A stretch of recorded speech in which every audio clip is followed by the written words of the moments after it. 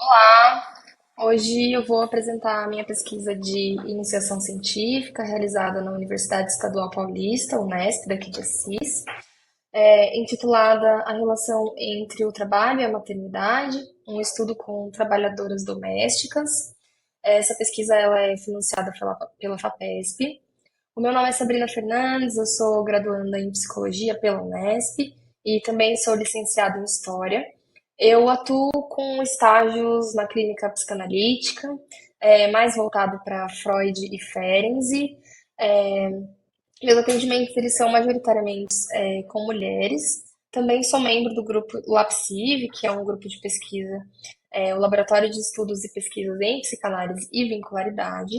Essa pesquisa ela está sendo realizada sob orientação da professora Tássia Emídio, onde a gente busca explorar essa complexa dinâmica, né, entre a maternidade e o trabalho, mais especificamente no caso das trabalhadoras domésticas, considerando como que a idealização da maternidade vai afetando as suas trajetórias e as suas experiências profissionais. Para isso, o nosso trabalho ele perpassa por dois eixos principais, então a gente explora a maternidade e a sua construção, e também o trabalho feminino. Nas nossas buscas bibliográficas, a gente tem encontrado bastante que a identidade feminina ela é moldada por uma série de fatores sociais, econômicos, políticos, e dois aspectos centrais que permeiam a identidade da mulher são a maternidade e o trabalho. Quando a gente pensa no contexto brasileiro, essa relação ela é um pouco mais complexa, porque envolve muitas desigualdades sociais, especialmente quando a gente considera questões de gênero, raça e classe. Então, a trabalhadora doméstica ela representa aí essa intersecção, né? Nesse sentido, a maternidade, ela tem sido, então, historicamente, idealizada como um papel fundamental na vida das mulheres, então ela é vista como um elemento natural, um elemento essencial das nossas identidades. Porém, essa idealização, ela muitas vezes entra em conflito com as exigências, né, do mercado de trabalho, principalmente quando a gente pensa na vivência de mulheres empobrecidas, como é o caso da grande maioria das trabalhadoras domésticas. Então, essas mulheres elas acabam enfrentando desafios muito específicos ao tentar negociar as suas responsabilidades profissionais e maternas, já que estão imersas em um cenário marcado pela precariedade, pela informalidade, condições de trabalho muito complexas e pela falta de um suporte social. Diante disso, o objetivo da pesquisa, então, é investigar como que essa construção social da maternidade ela influencia a vida dessas trabalhadoras e como que impacta as suas trajetórias profissionais. Então, a gente buscou entender como que essas mulheres negociam as suas identidades de mães e mulheres trabalhadoras em um contexto de vulnerabilidade socioeconômica e também de expectativas culturais muito rígidas. Para compreender essa complexidade, a gente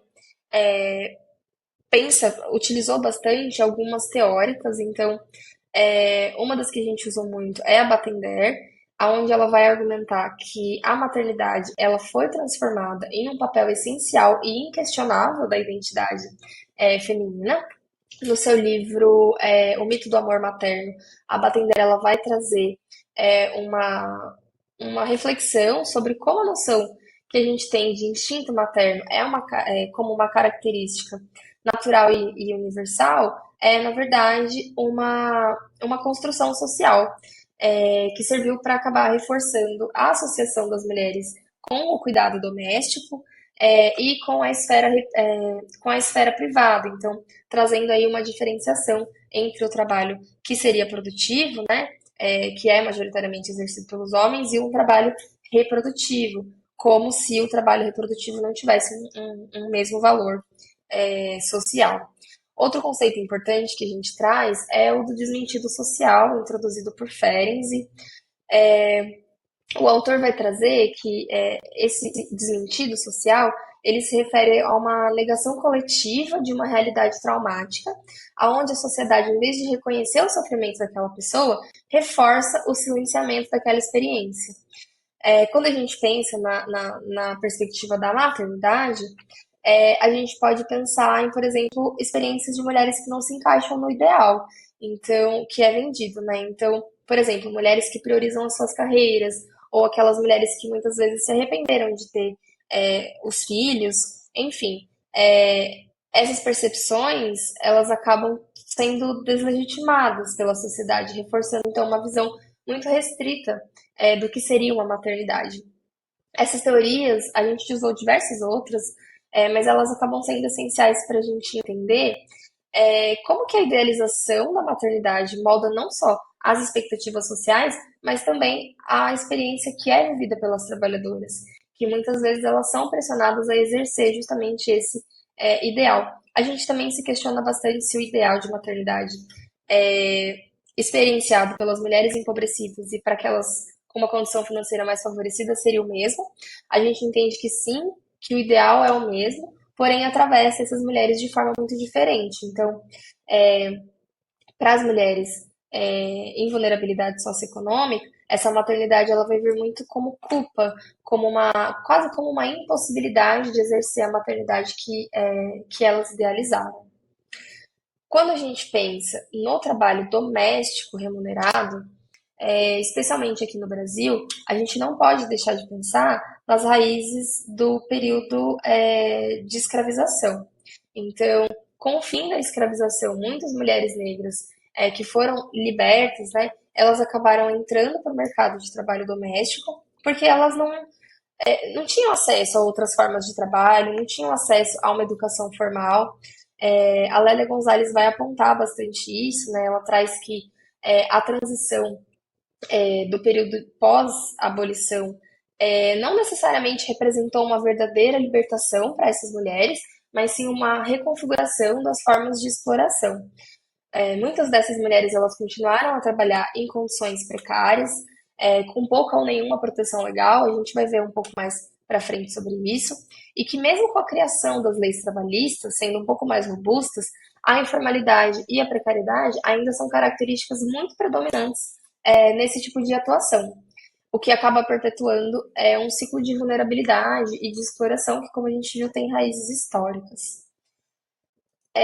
Como eu estava falando dos avanços legais, né? Apesar desses avanços que a PEC das domésticas lá de 2015 trouxe, então assegurou coisas importantes como a jornada de trabalho regulamentado, seguro-desemprego, a realidade de muitas dessas trabalhadoras ainda é marcada pela exploração e pela informalidade. Então, muitas vezes elas acabam tendo que é, negociar suas jornadas para conseguir enfrentar a falta de creche, a falta de um apoio social, a falta de um trabalho melhor remunerado. Então, essa conciliação acaba trazendo mais um desgaste emocional, uma culpa constante. Mais para frente a gente vai ver o que os relatos, né, das entrevistas que a gente fez trazem um pouco nesse sentido. Para a gente utilizar os métodos que a gente utilizou, né, nessa pesquisa, então ela é uma pesquisa qualitativa, exploratória, descritiva.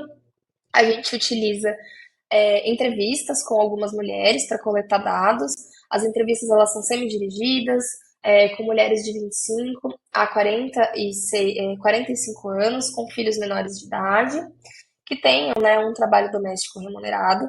A gente tem a ideia de utilizar isso como abordagem justamente para elas poderem compartilhar de forma bem aberta, de forma bem livre, as experiências delas na sua própria linguagem, trazer o que é essencial na vivência delas.